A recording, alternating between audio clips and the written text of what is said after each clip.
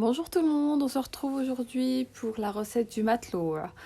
Alors pour ça, il vous faudra 500 g de semoule extra fine, un sachet de levure déshydratée qu'il faudra réhydrater dans l'eau, on le fera donc tout à l'heure, c'est un sachet de 8 g, 300 g d'eau, 2 cuillères à café de sel et 2 cuillères à soupe d'huile d'olive.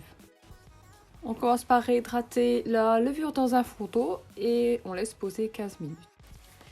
On va commencer par mettre dans le bol à pétrin la semoule. Donc si vous n'avez pas de pétrin, vous pouvez faire à la main bien sûr. Ensuite, on va ajouter le sel d'un côté, l'huile d'olive de l'autre côté et on finira par mettre la levure réhydratée. On essaie de faire en sorte que la levure et le sel ne se rencontrent pas pour que la levure garde son actif. On ajoute nos 300 g d'eau et on met en mode pétrin et on laisse pétrir 5 à 10 minutes. Vous pouvez aussi le faire à la main bien sûr, ça met un peu plus de temps mais c'est tout aussi bien. Au bout de quelques minutes en mode pétrin, on voit que la pâte est en train de se former. Donc quand ça a fini de pétrir, on va pouvoir huiler légèrement la pâte et former une boule pour pouvoir la laisser se reposer.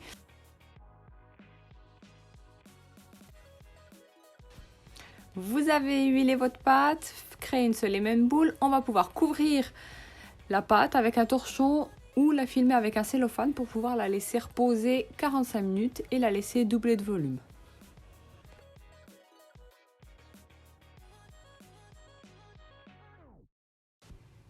La pâte a doublé de volume, on va commencer par la dégazer, donc enlever toutes les bulles d'air qu'il y a à l'intérieur.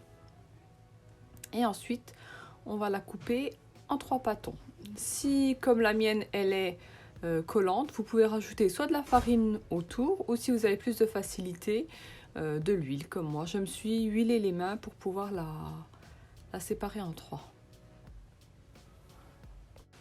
On prend un peu de semoule extra fine qu'on va mettre sur notre plan de travail pour pouvoir travailler légèrement les pâtons et les laisser reposer encore un petit quart d'heure.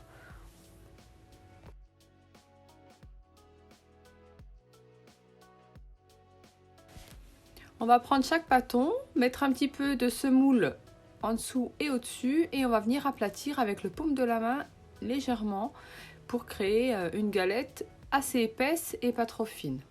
On va la laisser reposer dans un torchon où vous allez mettre par-dessus de la semoule pour pas que la pâte colle et vous allez laisser reposer 1 heure de temps.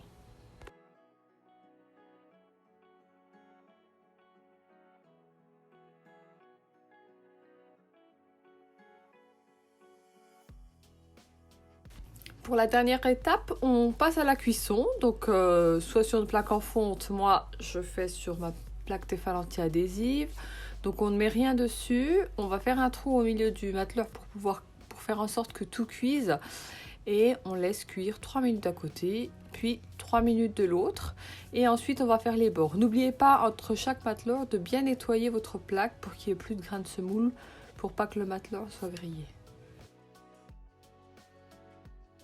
On arrive à la fin de la vidéo. Si vous avez aimé, un petit like, n'hésitez pas à vous abonner et activer les notifications.